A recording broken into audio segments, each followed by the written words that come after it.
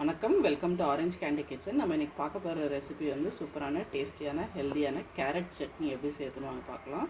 So இதுக்கு வந்து நான் வந்து 150 கிராம் அளவுக்கு வந்து கேரட் எடுத்திருக்கேன். ஸோ தோல் சீவி இந்த மாதிரி ரஃபாக கட் பண்ணி வச்சுருக்கேன். ஸோ வாங்க இப்போ இது எப்படி செய்யறதுன்னு பார்க்கலாம்.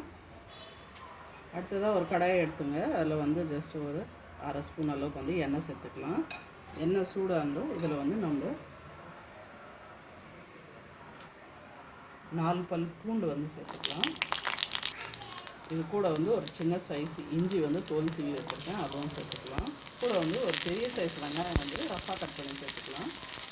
இது கூட வந்து காரத்துக்கு வந்து பச்சை மிளகாய் சேர்த்துக்கலாம். ஸோ நான் இங்கே வந்து ஒரு 3 பச்சை மிளகாய் வந்து பாதியாக உடச்சி சேர்த்துக்கிறேன். ஸோ உங்களுக்கு எவ்வளோ காரம் வேணுமோ அதுக்கேற்ற மாதிரி பச்சை மிளகாய் சேர்த்துக்கலாம். சேர்த்துட்டு வேணால் ஸ்லைட்டாக வந்து எண்ணெயில் வதக்கிக்கலாம். அடுத்ததாக வந்து இது கூட நம்ம கட் பண்ணி வச்சுருக்க கேரட்டும் சேர்த்துக்கலாம். லைட்டாக இதுவும் வந்து நல்லா எண்ணெயில் வதக்கிக்கலாம்.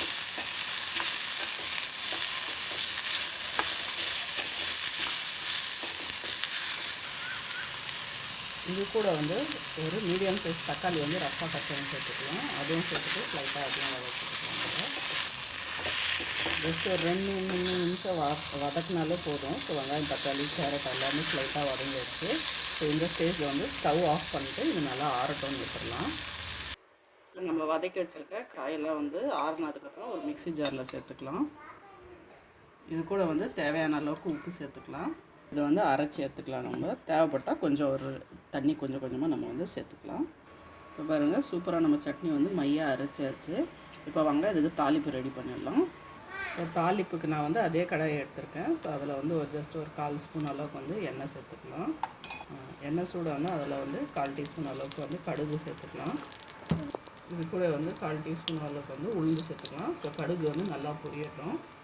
கடுகுலாம் நல்லா பொரிஞ்சிருச்சு, உளுந்தை வந்து நல்லா வதங்கிடுச்சு. ஸோ இந்த ஸ்டேஜில் வந்து நம்ம அரைச்சி வச்சுருக்க சட்னி அதில் சேர்த்துக்கலாம். அரைச்ச பேஸ்ட்டை சேர்த்துட்டு அப்புறம் மிக்ஸி அலசி வந்து நான் வந்து கொஞ்சம் தண்ணி சேர்த்துக்கிறேன். அவ்வளோதாங்க, சூப்பரான டேஸ்டியான கேரட் சட்னி வந்து ரெடி ஆகிடுச்சு. வாங்க இதை வந்து சர்வ் பண்ணிடலாம். இப்போ பாருங்கள், சூப்பரான டேஸ்டியான ஹெல்த்தியான கேரட் சட்னி வந்து ரெடி ஆகிடுச்சு. கண்டிப்பாக அந்த ரெசிபி ட்ரை பண்ணி பாருங்கள், உங்களுக்கும் பிடிக்கும்னு நினைக்கிறேன். ட்ரை பண்ணி பார்த்துட்டு எப்படின்னு வந்து கமெண்ட் செக்ஷனில் சொல்லுங்கள். இந்த வீடியோ உங்களுக்கு பிடிச்சிருந்தால் லைக் பண்ணுங்கள், ஷேர் பண்ணுங்கள். அப்புறம் மறக்காமல் எங்கள் சேனல் ஆரஞ்ச் கேண்டி கிச்சனுக்கு வந்து சப்ஸ்கிரைப் பண்ணுங்கள். நன்றி, வணக்கம்.